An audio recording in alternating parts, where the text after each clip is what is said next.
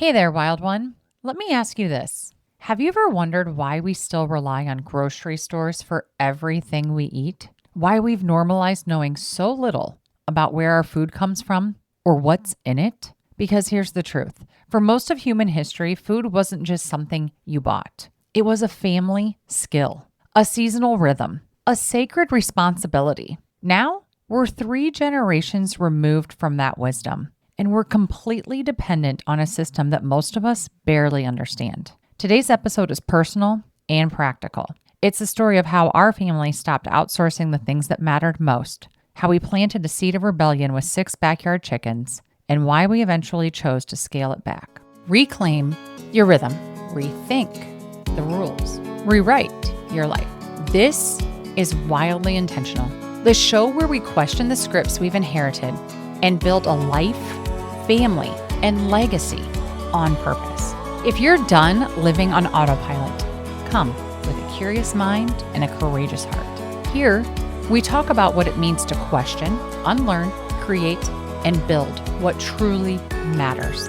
I'm your host, Mandy, maverick mom of 3, maker, family culture builder, lifelong question asker, and the friend people call when they're ready to rethink, well, everything. I'm here to shake the norms, tell the truth, and light the way forward. Welcome back to Wildly Intentional. This episode is part of the Unrule the World, a series where we break free from outdated systems and we rethink what life can look like when we stop playing by their rules. We challenge the norms we've inherited from food and education to work, medicine, and tech.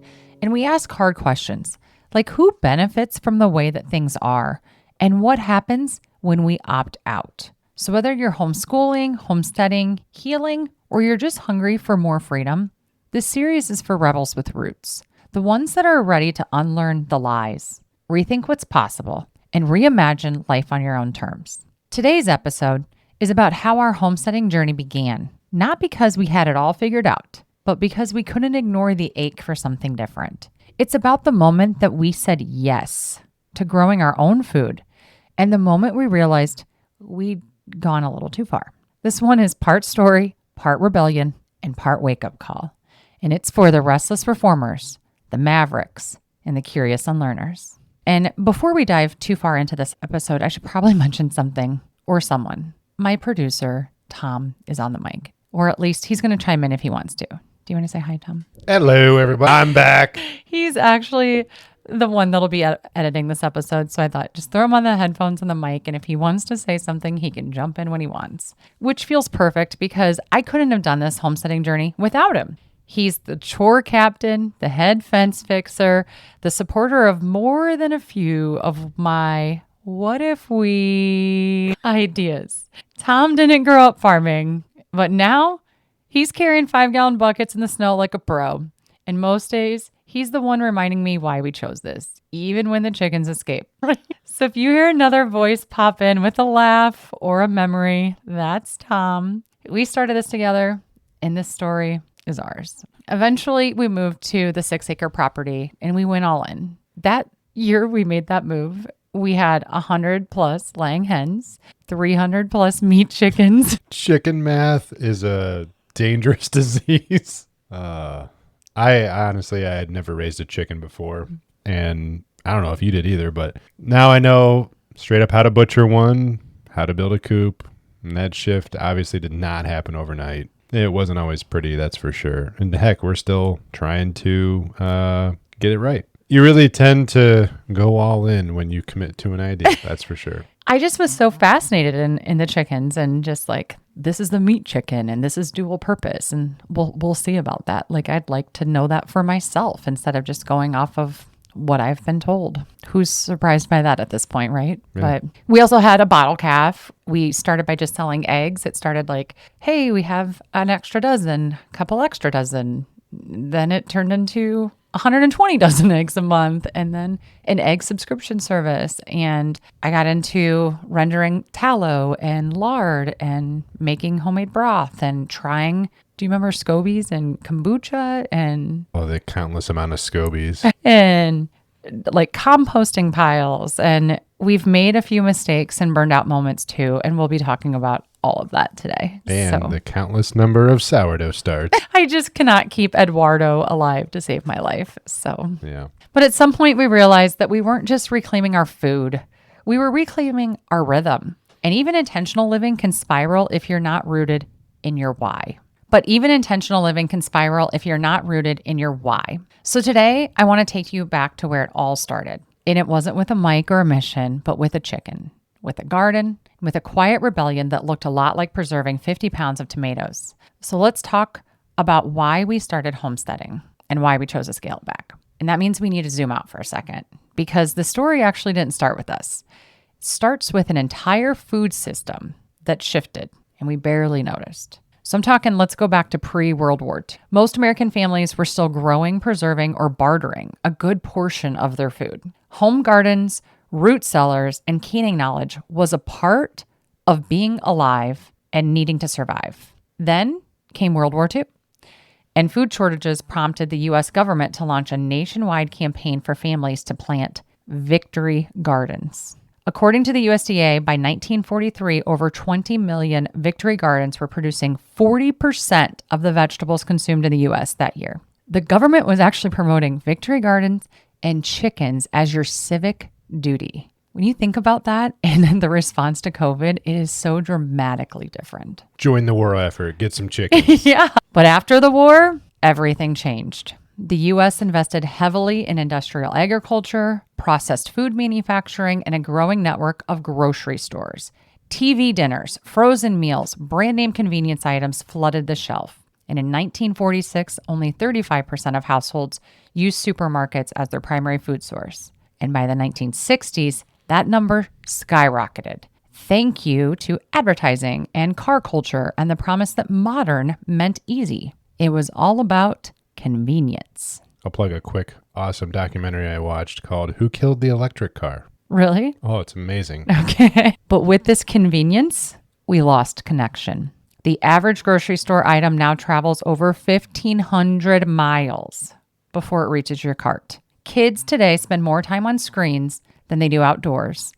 And 70% of Americans can't even identify a tomato vine. What? Let alone grow one. Yeah. During COVID, when store shelves went empty and meat processing plants shut down, in Iowa, we watched and heard about hogs getting euthanized and entire chicken operations getting cold. Cold means killed. A lot of people finally realized, we're more dependent and less equipped than we thought. So homesteading isn't just about nostalgia or pretending to be cool and going off grid. It's about this. When systems break, do you have the skills or just apps? And you don't even have apps if you don't have Wi-Fi. Spoiler.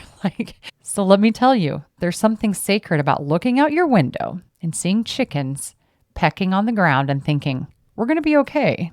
Guess who's not panicking about the price of an egg today? We're not. So we've normalized fast and convenient. Not us, but as a society, we've normalized fast and convenient. Totally. But at what cost? Our great-grandparents butchered chickens. They canned tomatoes. They passed down the skills. Now we're posting viral grocery hauls and feeling proud that we've tried sourdough once. So this isn't just about food. It's about how disconnected we as a society have become from the most essential things and what happens when we finally remember. So what does all this history have to do with me or maybe even you? Well, I don't know about you, Tom, but I grew up on junk food. I had some. Microwave meals, Lunchables, Fun Dips, Dude. drive-thrus. There were toys and cereal, Cracker Jacks. Cookie Crisp. And I don't say all this with shame. I say it with clarity. Because back then, we didn't question it. We trusted the system. We believed what was on the shelves must be good for us. But now, I know better. I see how much we have traded real, nutrient-dense food for what's fast and shelf-stable. And that shift wasn't just about health. It was about control. Convenience culture made us dependent. And I realized I don't want to pass that down to my kids. So for me, the heart of the homesteading was never just about chickens or acreage, although having chickens is a lot of fun. It was about our food. I wanted my kids to know what real food tastes like, where it comes from, and how it grows, and what it takes to get it on the table. And here's what still catches me. My grandparents raised their own meat. They worked the land. And today, they don't even eat the beef that they raise. Their kids, which is my parents' generation, want nothing to do with chickens.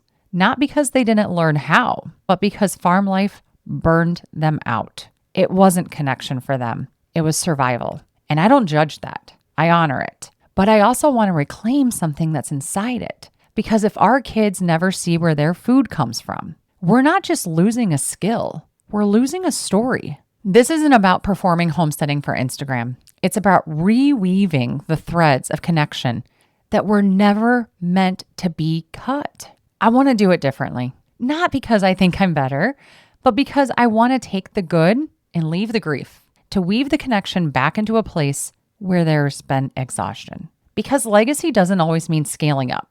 Sometimes it means slowing down and being honest about what's actually worth passing on. We've normalized fast and convenient, but at what cost? Just because something came from our lineage doesn't mean we have to carry it the same way. So we get to choose what to preserve and what to prune. So after all of this, after realizing what we'd lost and what we'd outsourced and what I didn't want to pass down, Tom and I started dreaming differently. And no surprise here, our dreaming eventually turned into scheming. I grew up around farming. Dirt didn't scare me. I knew how to grow things, can things, and tend to things. Tom, did you come from that? No, I don't think we had one vegetable plant ever. I wasn't, opposed to dealing with animals because we grew up with horses, dogs and cats and whatnot, but, neither one of those are raising for food. But yeah, we didn't grow any fruit. We didn't grow any vegetables. It was definitely still convenience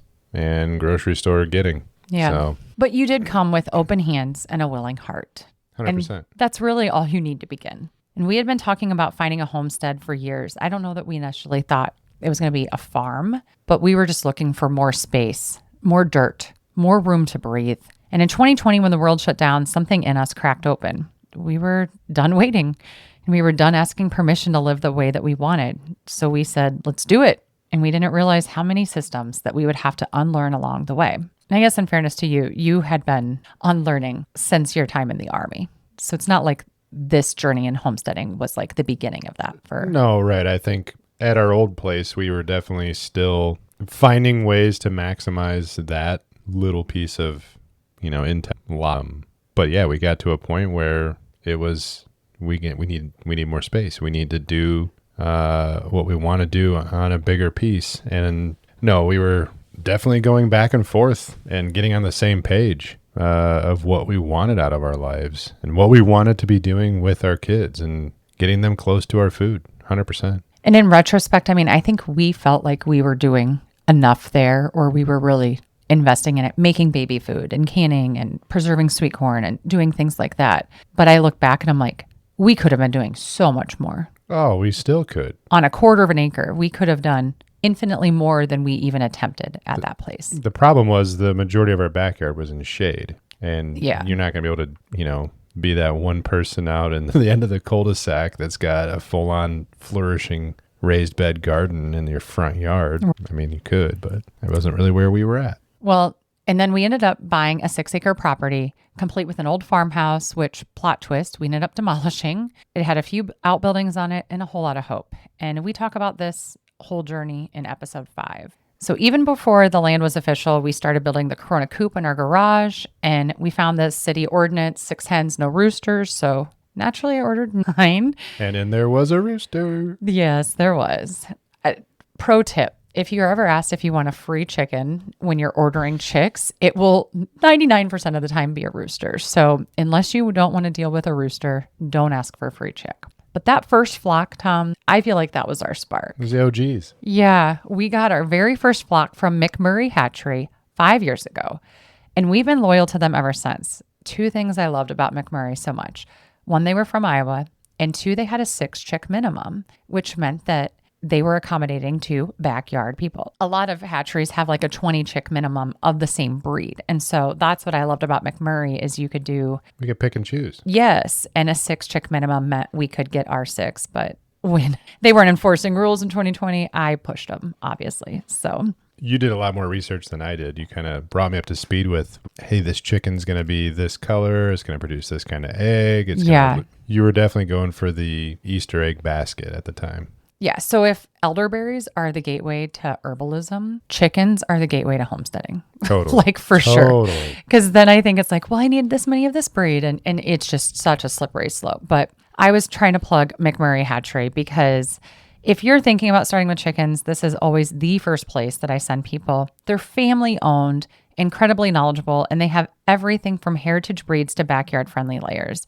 They are the sponsor of today's episode, and they will be linked in the show notes. So we started with the chickens. And honestly, Tom, I feel like when we were in town during COVID, that gave that whole street so much joy. And people would send their kids over to play with the chicks. And like, it's also kind of hilarious because we were taking weekly photos of their feathers. We had a little stage set up on a workbench. Oh my garage. gosh. We're like, all right, prop this chicken up. Let's take a photo. Yes. And when you look at like just we want to see their progress. 8 months later, there's over 300 chickens on this farm. And it was like, no pictures were being taken. Have you gone back on your phone to try to find a photo and all of a sudden you'll see like a block of chicken photos? Yes, definitely. But once we had the land, we were all in. We ordered over 100 laying hens, 300 meat chickens, and I was doing side-by-side breed experiments. We had never butchered a chicken before this point, but we figured it all out. And we were really looking up people like Joel Salatin and Justin Rhodes and YouTubing in bed, just what do you do and other people's ideas and how they were homesteading and raising chickens and infrastructure they were building and things they were feeding them and how they were rotationally grazing them. And it came with a lot of trial and error. So if you fast forward to when they were all laying, then we launched, like I said, we started kind of with just like, hey, we got a couple extra dozen. And then once they really started hitting, we kind of had like an egg issue on our hand, if you will, and ended up launching and getting some clients. And what we were doing was delivering eggs to them. And they were great clients and very supportive of the farm and the vision and everything we were working on. It just became a lot. So we were doing egg subscription service and then meat birds and tracking weights and temperament and forage behavior. And then we got a bottle calf out of nowhere for 2 years. And we ended up raising her and taking her to the locker as a family. And every time we eat beef, we thank her. And our motto on this farm for all animals is a great life, one bad day. And that's really how we try to raise everything that steps foot here. So we were rendering tallow, raising all these animals, making bone broth, really falling in love with this nose to tail idea of honoring the whole animal. We also had turkeys, ducks, guineas, way too many barn cats. I think the kids and I sat down and have counted like over 30 barn cats at this point. We're down to 6 and everybody's finally fixed. But I'll never have guineas again. guineas, the guard dog would look like, do you hear them right now? They're so annoying. But even a few kid-funded horses that were paid for with lemonade stand cash. And still, all this was not really about the animals. It was about reclaiming our food story. So you can tell we got in deep fast. And it came time to name this new life. And in true Mandy fashion, I opened a Google sheet and got to work. And Tom and I started brainstorming everything. Do we name this farm by heritage names like Weber or Heirloom, or geographical like Cedar or Eureka, or purpose? Like, should it have names like Roots and Revival? Or should it be a feel that we want to evoke, like something with grateful or awake in it? Or symbols like sunsets and harvest and moon. And so we went through this and just threw everything into this spreadsheet. And then we rated each of the names, yes, no, maybe, with color coordination. And then we combined all the yes votes into every imaginable combination. Things like Holistic Homestead, Patriot Pastures, Grateful Ground, Roots Revival, New Moon on Eureka. And finally, Eureka Moon Farm. Eureka, because it's the road that we live on. And Moon, because we've always loved the symbolism of the moon, especially the new moon. New moon symbolized new chapters, fresh starts. And once the name landed, the branding began. I don't know about you, Tom, but this was so much fun coming up with like the logo, the vision, the voice, because it didn't feel to me like it was just a brand we were building, but more like we were really naming this chapter of our life. Yeah, I can get behind that for sure. We spent a lot of time really for good reason, because we knew that that's kind of what this was all symbolizing. It wasn't about what we can put on a package or what a website's going to look like or a Facebook page or any of that. It was, if we don't get the name right, it doesn't mean the same for us. And I love it. Well, and the logo for Eureka Moon Farm is the barn. The barn is so sweet. And I think a big reason too is like this property was never about the house for us. I mean, Not we at all. talk about that in episode 5. Never and stayed one night. The house never felt right. But the barn is awesome. And even today, like the kids just love to play in the haymow, and it's really well built. It's absolutely beautiful. And that is kind of like the symbol of the farm, that with the moon. And it's the kind of style barn that I would always choose, that style of barn every day of the week. It's a cool barn. So the fact that we're starting with the naming of it and the vision, I mean, this probably won't surprise you if you heard Tom and I's Wolfpack episode, which was number 2, because we built this farm with vision and values first. So our mission was growing happy and healthy earthlings. And Tom, you love the word earthlings. Do you want to describe what earthlings is? Well, did we manipulate this description? I can't remember. This is our description of it. Yeah. Earthling, it's a noun, a living creature of Mother Earth. Animals, bugs, plants, humans, nature. We believed that if we were going to reclaim our food story, it had to be bigger than just what we grew. It also had to be about how we live. We want to raise happy and healthy earthlings. And that gets back to that, a good life, one bad day mantra for the animals. So we sat down and talked about like, what is the legacy we're leaving with this? Or what does this mean? And like, for the people that we are selling eggs to, what are the values we want them to know that they're supporting? And we built around things like self-sufficiency as a form of freedom, faith, family, and fun as daily rhythm, teamwork makes the dream work as the foundation, legacy as our long game, and quality food, grown slow, grown right. I had this like vision, and we imagined visitors leaving not just with a dozen eggs, but with a renewed sense of agency.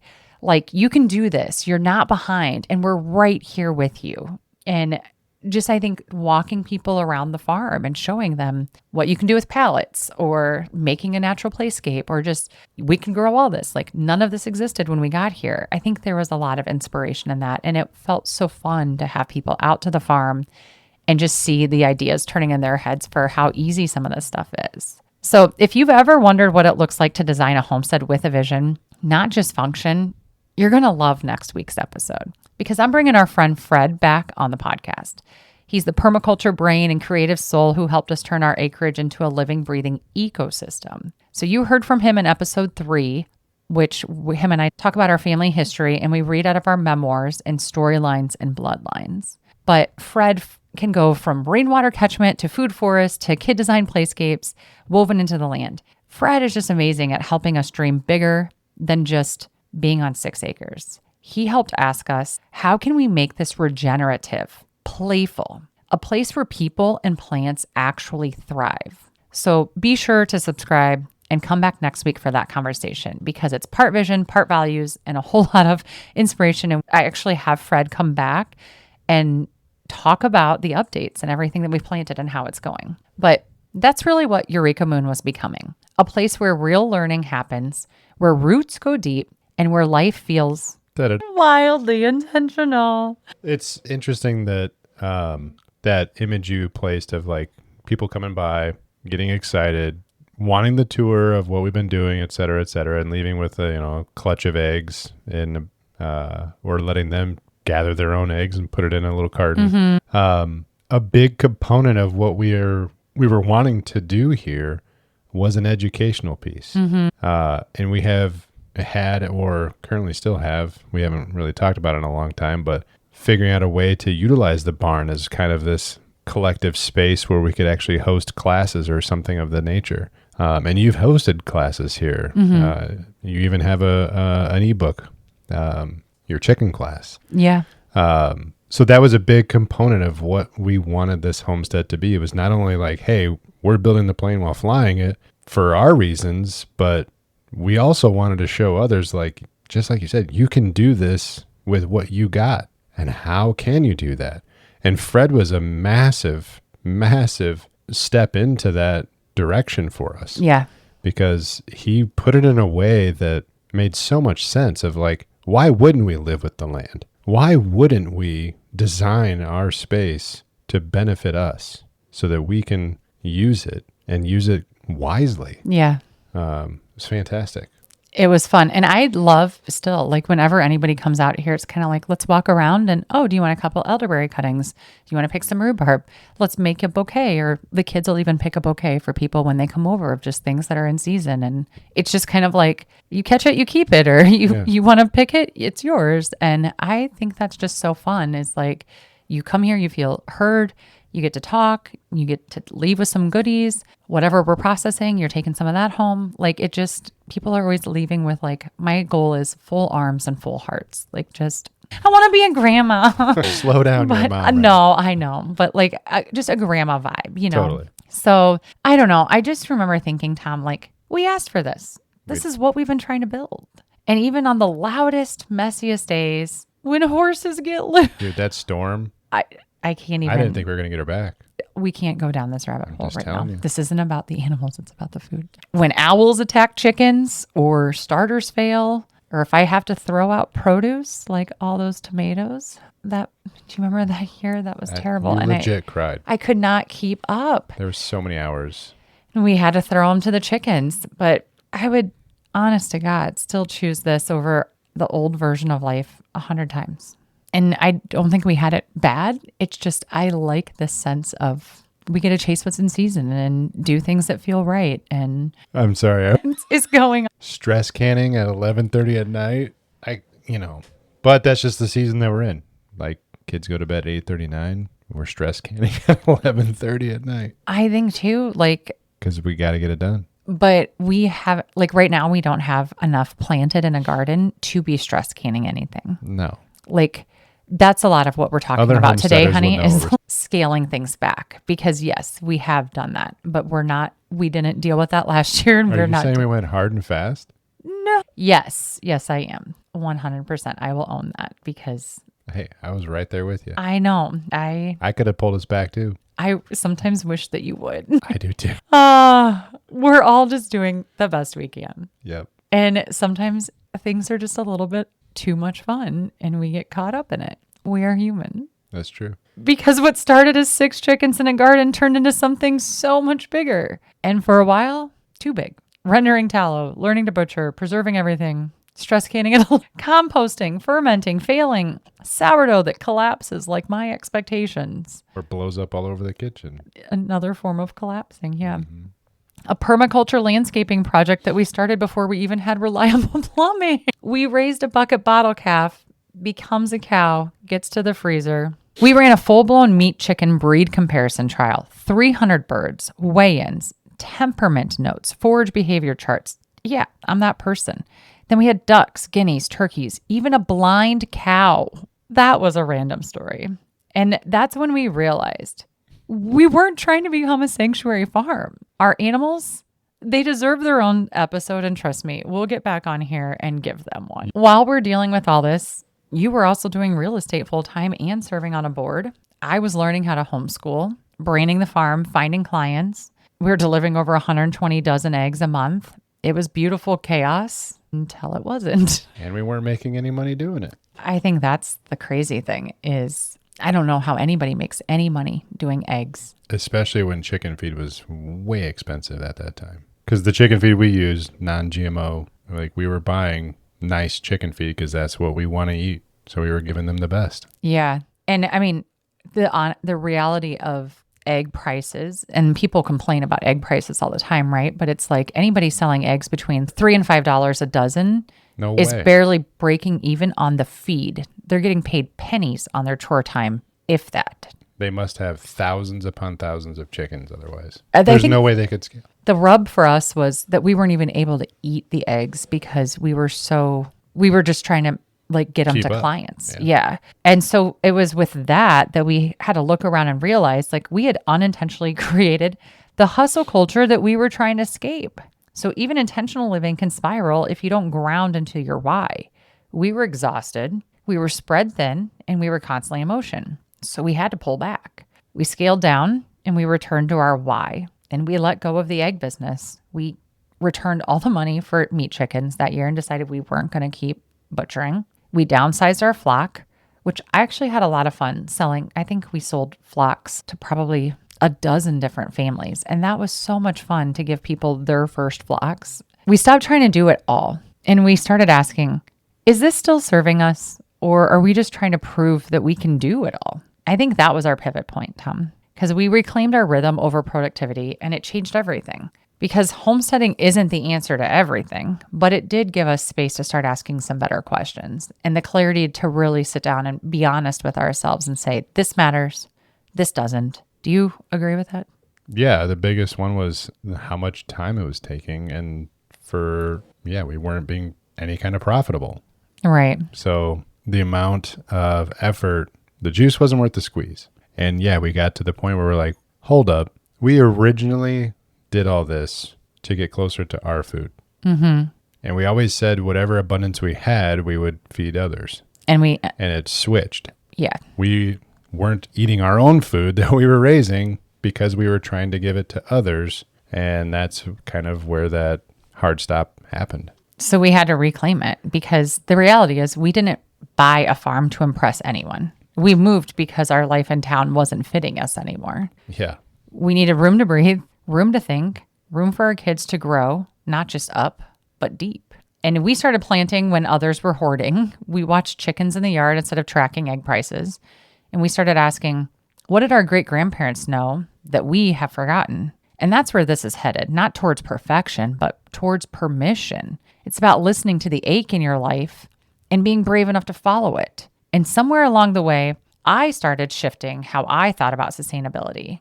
And I think I could give credit to Stephen Ranella for this and Catch a Crayfish, Count the Stars. And we were really getting into frontiersmen, and that was our unit study for school. And I realized we don't need to raise every animal. I don't need to can 500 jars to do things right. Sometimes the more instinctual path is the more ancient way. So for me, the biggest shift came with our turkeys. We raised them, and honestly, it wasn't worth the time, the money, or the effort. And we didn't give the turkeys away. We sold them for Thanksgiving meals. They were good turkeys. They were great. But I kind of realized that I would rather spend a weekend hunting because it's more aligned with our rhythm and our roots. And there's something raw and real about working for your food in that way. It tapped into something more primal, more hunter-gatherer than homesteader. And for me, that was really exciting. And it was a wake-up call that intentional living isn't about doing everything. It really brought me back to something deeper than just, we're going to do this ourselves. It took me back to like, this is who you've always been, even though I haven't ever hunted before. It just felt like I should be finding a turkey in the wild, not spending $1,500 on food for 15 turkeys and then spending months raising them and 2 days wrestling them and butchering them and packaging them up yes, and driving them all over. But more so just spend a weekend trying to learn how to hunt them. And that's been a lot of fun for me. So yeah, there was this level of like listening to what's making sense for the season, our values and our instincts. And I don't know. I mean, people might be listening to this thinking that we got rid of things because we were trying to be lazy or that we were crazy, that we were in that position to begin with. But I didn't think that scaling back was lazy. I felt like it was very strategic and it was very freeing for us. Totally. And now we're still growing food. We're still raising animals. But to your point, it's all for us. And it's been built around rhythm, not perfection. Homesteading didn't give us all the answers, but it did give us a space to ask better questions. Like, what actually matters? And what are we outsourcing that we could reclaim? And who benefits when we stay too busy to notice? Because what we realized was convenience culture isn't freedom. It's a different kind of dependence. We were trying to do the thing, to grow it all, make it all, preserve it all. And somewhere in the momentum, we missed the point. Homesteading taught us to slow down, but it also showed us where we were still chasing validation. Do you agree with that? Yes and no. Talk to me. So I think inherently we both had this internal gut feeling that we needed to do this, that we needed to have space, that we needed to raise animals, that we needed to grow food, and that we were craving it. it was this call to the wild, so to speak, of getting like, we actually felt like we've either done this in a past life or something is going on to the point where we felt like our roots were calling and we needed to honor that. And I think something happens when you have children, you have a big mental shift. And that was right around the same time frame when our daughter was, between 1 and 2, or I don't remember exactly, but I also started to see it in other people, showing real estate clients around and them talking about that same kind of, well, hey, what if we thought about an acreage? Or we really would like, and the more I would explain kind of where our mindset was at the time, I could see it in other people. And to me, it felt like this narrative was shifting even around people that I wouldn't expect it to be shifting to. So no, we weren't seeking necessarily the validation. I think we were always right on the money with what we needed and wanted. It felt good to get our hands in the dirt, to be out. I mean, even when we did have the bucket bottle calf, you were like, it feels like a farm now. It needed a cow. Yes, hands down. When we had a cow here, that was when I'm like, dude, this is old McDonald right up. We're doing it. And see, I grew up with cows and it just felt so familiar to me. It felt so good to have that smell back. But same thing when we got horses. Yes. I'm like, aha, this right here. We needed this. We just need my pig. Yeah. It's going to happen. I know it will. We'll get a pig. Let's dive into like what we've learned from all this time. Oh man. I know. So the big takeaways from the dirt are just really like, I think agency. You can do more than you think. The first step is always going to be clumsy, but do it anyway. Like that for me felt like the biggest reason we were doing all this. What else do you think we learned? That regardless of when you think you have it right, you may not, and you can recover. You can do it again in order to get it better, or I don't want to say more right, but we have this mantra of sometimes you got to do it twice. I don't want to say it's a mantra, but yes, it's when things do fall apart, sometimes you got to do it again. Yeah, I would call that resilience. And I would say like burning out isn't failure. It's a teacher. Yeah, because the big thing too is we learn how to do things faster. Yeah, and I think we have this, we're just learning mentality too. So it's like there's learning in everything that we're doing. When we're stubbing our toes, when we are having success, we're learning the whole time. Yeah, which is the fun part. Yeah. The other fun part for me is the rhythms. Like thinking in terms of a rhythm, and life works better in seasons. I just love the stillness of the seasons and what each season brings. And there's something about like the spring and the energy and getting outside and all the new stuff that's growing and all the big to-do list that emerges in spring, right? And then it's like how fast that falls when that first frost hits. It's like, well, now I can't do any of these things. So I guess I'll go inside and crochet all winter. And that's fun. But clarity, I think, is another huge thing we got from all this. Like, what matters, what doesn't. And sometimes the real win is choosing like less on purpose. And I think we both felt like a great relief with that. And I don't know, I think there was real value in that because we probably would have continued to dream of like scaling up and growing and doing things more if we didn't go in and be like, not for us. So I don't regret that. Do you? No. And to your point with the rhythm, I mean, it definitely shifted our priorities to, well, hey, we really can't do this because everything's frozen. We can't be out there fixing X, Y, and Z or building whatever. And so the weather itself forced us to stop doing things. We couldn't plant anything. So, okay, let's pause. And it gave us time to reflect. And we've made changes because of that, which I think were very important things that if we didn't have that rhythm telling us that, or not telling us, but forcing us to stop, who knows what would have happened. Mm-hmm. I think legacy too, like teaching the kids these life skills that they'll have forever, whether they choose to use them or not. Like if times get hard, they'll know how to do things. Totally. And it's, to me, it's what's worth passing on isn't always what is inherited. You get to choose what to preserve and what to prune. And for me, that's been a lot of fun. And I think that goes hand in hand with like what we started with, which was nutrition. Yeah. and growing up on junk food and teaching our kids how to feed themselves, body, mind, and soul. And even just the grounding that they get by being outside all the time. And like what we talk about with Fred next week with the edible gardens we've planted and stuff, like they're able to run around and pick snacks and try different things. And I really value that. Like that's such a benefit of being out here. Watching our kids feel like, hey, they might be getting a little sick and saying, where's the elderberry syrup? And how much they know that that's going to cure them. But two, their love for it. Mm-hmm. They think it tastes amazing. And it does. But even seeing kids that have come over and tried it, that have never had it before ever, they're like, whoa, what is this? Why do you drink it? And then you get to explain that to them. And okay. So seeing those light bulb moments happen all the time is pretty fun too.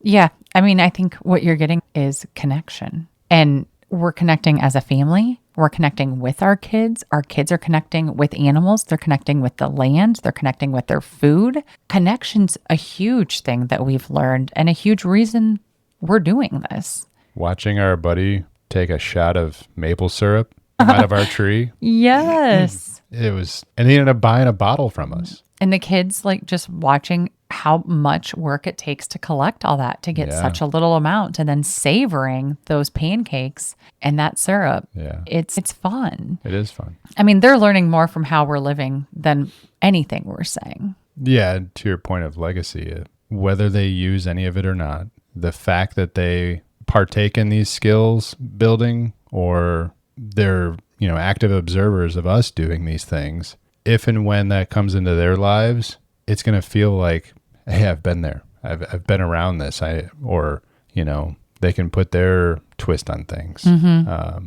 And if they truly get inspired, which would be awesome, I think they're going to learn way more or see where they go deep diving into something and then come back and share with us. Like, hey, Mom, did you know that such and such flower, if you plant this next to it, it's going to be even better? Like, no, I didn't. Companion planting. Yeah. Yeah. All sorts of stuff. One other thing I think we've learned is just like, and I think the kids see this in us too, is like grit and grace. Like try things, fail, try again, learn. Like we're not getting gold stars for perfection. We're really just learning and growing. With that too is this, and I don't know if we've mentioned this, but I think it's the self-sufficiency. We always wanted to become more and more self-sufficient because with Corona timeframe happening, we built the Corona Coop. We kept talking about getting back to this, the days of old where you built everything, you fixed everything. This throwaway society that we have now, instead of trying to take something apart to learn how to fix it, or, hey, here's what we want to do. How do you get there? Okay, well, let's build it. And so much of homesteading is about building the things if they're not already there, or fixing the things that are there that happen to be dilapidated or broke or whatever. And this whole self-sufficiency concept to us was, hey, if we truly value freedom like we want, we need to develop these skills. And teaching that to our children is massive. Mm-hmm. I completely agree. Yeah. And I think the kids is like probably the most unexpected thing that we've done since we've moved here that I didn't think we were going to be doing here, which was homeschooling. I guess, did you know when we moved here that like that was going to be the projection that we took? Yes and no. No, I mean, at that point, like everything was closed down. And so they were both at an age that was like, they didn't need to go anywhere. So I wasn't super stressed about it, but I think we had already started talking about like, what's going to happen? What are we going to do about school? I mean, we thought we were just changing where we lived, not necessarily how we were educating our kids, but we knew how we were raising them was going to be different. But the more that we got into homesteading, the more questions we started asking about systems and assumptions and what the kids were learning and what they weren't and what they would be learning where they went or where they wouldn't go. And I remember looking at my daughter one day while she was collecting eggs and I was talking to a neighbor and we were walking around the farm doing weight chicken trials and talking about the meat chickens. And I realized that we had done math, biology, communication, and entrepreneurship all before 9 a.m. And that's when it hit me like real life is school. Yeah. Like we don't really have to send, like, I think that's such a misnomer. And we haven't really done a homeschooling episode yet. And I think that's very soon on the horizon. But this whole myth of like, when are your kids going to enter the real world? They're in the world. They're doing things. They're interacting with people all the time. The skills that we are dealing with every day are the subjects. Yeah. I mean, did you know that kindergarten literally means children's garden? This was designed as a space for kids to grow hands-on, outside, rooted in nature. It was meant to be a space for kids to learn in and from the garden. Did you know that? Like, No, that's but- why it's called kindergarten. That makes sense. Right. And like you look at Finland that doesn't even send kids to school until 7 because there's such an emphasis on play. So it's like the first year really should be in the garden. But now most kids don't know where food even comes from, but they can name 20 YouTubers that like play with toys and random videos that they're watching all before they can even plant a seed. So we, Tom and I, are putting our kids in the dirt. We're letting them plant, dig, explore. We're talking with them about where their food comes from. We're letting them gather eggs, watch things grow, and see death up close. Because food isn't just fuel, it's relationship. So I really didn't 100% think we were going to homeschool when we moved out here, but here we are, raising kids who know how to problem solve, grow things, sell eggs, ask questions, rock lemonade stands, raise horse funds, take responsibility. It's not always tidy, but it's real. And I think it's one of the best things that we've ever done. And we'll talk more about how we approached homeschooling and kid-led entrepreneurship in future episodes. And stay tuned because there's a fun summer challenge coming up and you'll hear from kids that have some seriously awesome ideas. But I think the thing that just sits in my mind all the time, especially around homeschooling and what we're doing and how we're living our life, is what do we want our kids to know by age 18? And are we teaching them those things? Or like, how are we teaching them those things? That's a big, important question. There's a lot there, right? Like, Yeah, where do you even begin to unpack that? I think you just start reflecting. So I think if you're there right now, the question is just, what's one part of your life that you've outsourced that you're ready to reclaim? What would your version of less convenience, more connection look like? I think that's the step, Tom, is just sit with those questions. And if you already know your answer, then just start and start small. Make something, grow something, learn something that your great-great-grandma knew. Because you don't have to get it perfect. Just start. You don't have to have a homestead like we do to reclaim a rhythm. But you do have to question the systems that keep you passive. Whether it's food, parenting, work, or rest, if the old way isn't fitting you anymore, you're allowed to build a new one. Be the one who writes your story. Don't just follow someone else's script. Live like you mean it. You don't need land to begin. You just need ownership over a small part of the food system. And maybe, just maybe, that one thing could become the start of something bigger for you. And just to clarify, we still are not 100%. No. There's no way. No. We don't have the time to grow all of our food. We still grocery shop. But I think the big thing that we've done is we cook a heck of a lot more at home. Yeah. And I think that's why there's always dishes, is because we're making all the meals here. We've traded a lot of that convenience for healthier options. So here's some ideas for what this step could look like for you. You could grow herbs in a pot.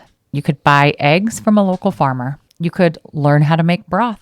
You could just even simply watch the sunrise or the sunset. You could accept extra zucchini or apples, or when people are having bumper crops and offering you things, you could accept those and learn how to preserve them. Or just even sit with this question of like, what did my great grandparents know how to do skill-wise that I don't? Don't ignore the itch in terms of what a step could look like for you. If you're ready to take a step, share it with someone, talk about it at the dinner table, DM me, write it in your journal, but don't ignore it. That's where the magic begins. It doesn't have to be huge. It just has to be yours. So we're to one of my favorite parts in the episode where I get to recommend books that I love. And with this, there's so many. Freeze Fresh by Crystal Schmidt. Whenever I get an excess of any type of food, this book is the one that I start with. It gives so many great tips for ways to preserve. Then you have the very traditional, your grandma probably has this book, Ball Guide to Preserving. And this is a canning staple. And if you just want a fun, like read aloud with your kids about farming or homesteading, Charlotte's Web by E.B. White. This was the first read aloud that I read to the kids, and we've been hooked on reading aloud as a family since.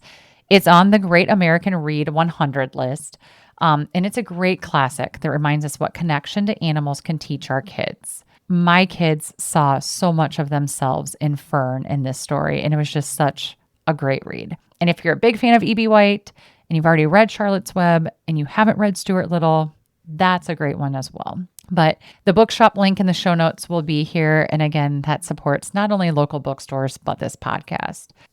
Not book related, but just great people that have their own books and also their own YouTube channels, all things animal. I always look to Joel Salatin, and he has numerous books, and he just is a treasure trove of knowledge. And we also watched so much Justin Rhodes YouTube videos to get a lot of great tips. And gardening wise, we spent a lot of nights watching Jess with Roots and Refuge Farm because she not only has a green thumb, but she just has an amazing knack for teaching and inspiring other people. So when we were getting started, I was devouring these people and their channels. Before we go, Tom, I'm interested in your feedback on the journey of the farm, to here, what we've done here in terms of reclaiming food and learning skills. Is there anything that surprised you or that you feel like you really want to say? I think the big thing is just for us, we always love projects and doing things and being outside and area beautification, having a reason to work with the land. Raising animals, I think, develops a lot of patience. Overall, I wouldn't trade it. I know you've questioned me a few times on that over the years of like, are you actually enjoying this? And probably because I've given off a vibe of like frustration or, what the heck are we doing? Or whatever the thought process was at that given moment or what led you to believe that. But no, there is hands down a big sense of peace that I think I was missing. I don't know about you, but it also feels like it's a bigger purpose. Yeah, there's responsibility because now you have animals and now you have this thing that you've created, which this little small ecosystem on our 6 acres, you have to maintain it. You have to be there. You have to show up. You have to do the things. Otherwise it collapses. So having that sense of responsibility, learning so much along the way, no, I wouldn't trade it. And I think if anybody is, like you said, feeling the itch, getting out of town, I'll never go back to town. Yeah. Not that I don't, we lived in Chicago. That's where we met. Mm-hmm. But country life and being out in the wild open, I think that's where we're going to be forever. There's just a lot of peace with it. Yeah. And I really love that the kids know how to plant, know how to harvest. Like they have a secret garden. I don't even know if you know this. They plant it down in the mud kitchen where they just take piles of seeds and see what comes up. And it's fun because there's like zero harm, zero foul there, right? And whatever they come and harvest, like a lot of things that they do, like peas and cucumbers and zucchinis, not so much, but asparagus even, like they'll just harvest it and it's not even getting brought into the house because it's just going straight into their mouth. And to me, that's what this is about, is this connection to the food. They know what it took to do that. They harvested it. They're eating it. It's just interesting that they're like, well, that's not super sweet. And I'm like, well, if you didn't have so much sugar and everything, you would think that's very sweet. What would Laura Ingalls think of that? Right. Very sweet. Another thing that I think caught me off guard was this. I honestly don't even remember who I heard this from. Somebody had asked a fellow homesteader, I think it was about a potato crop. It was a very specific question. I couldn't even remember what it was. So they asked this question to this person, and this person said, I don't know. Honestly, I've only been growing potatoes I've only done it 20 times. And that response completely bewildered this person that asked the question. Wait, what? I said, yeah, I've only raised potatoes like 20 times in my life. They say, well, what do you mean? Like 20 years, you get a potato crop every year. So I've only done it 20 so times.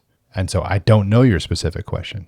And this person was dumbfounded. And when I heard this and saw it, it set me back. And I was like, that's pretty fascinating because we're in the same boat. And I felt bad about it because I'm like, man, we're only going to be able to do this so many times. You're only going to be able to grow this thing so many more times. And yeah, you'll never have all the answers. You'll So never. the point is to plant Right. and learn. Because like you've said, planting something is hope for the future. Yeah. And I think too, like what we've observed with our kids and even us is that when it's something that we've harvested, whether it's a vegetable or a fruit or a chicken, it tastes so good, and it's Yeah. like, I mean, you can, if you don't think there's a difference. Our but first round of strawberries, dude. so good. But also like, I think you can taste it the most with homegrown tomatoes. Absolutely. And potatoes. There's so much more flavor in homegrown tomatoes than what you're going to get at the store. And the chickens, like the kids just will go gangbusters on eating a chicken. And I think it's this when we eat chicken from the store, they barely touch it. But when we roast one of our own, we barely get the carcass to roast for broth the next day because they just eat so much of it in one sitting. We're honestly to the point where we have to do 2 chickens. I know. And so it's just, there's a sense of pride and connection with, I did that. I had my hand on that. I helped grow that. And I think that for me is one of the biggest things that just feels so good, so aligned. And to do that in step with our kids just feels really great. Yeah, I agree. Honey, thanks again for coming on. Anytime. And for sharing the male perspective of getting suckered into so many fun ideas. But It's been fun. thank you. We're still kicking it. We are. And if this episode stirred something in you, would you hit subscribe, leave a review, or share it with someone who you know is questioning the system? And if you're just getting started or thinking, man, it's June, do I still have time to plant a garden? You do, because there's a fall garden and there's cool weather crops, okay? So you're not behind, you're right on time. And I want to thank you for being here, Wild One. Until next time, stay rooted, be brave, and live wildly intentional.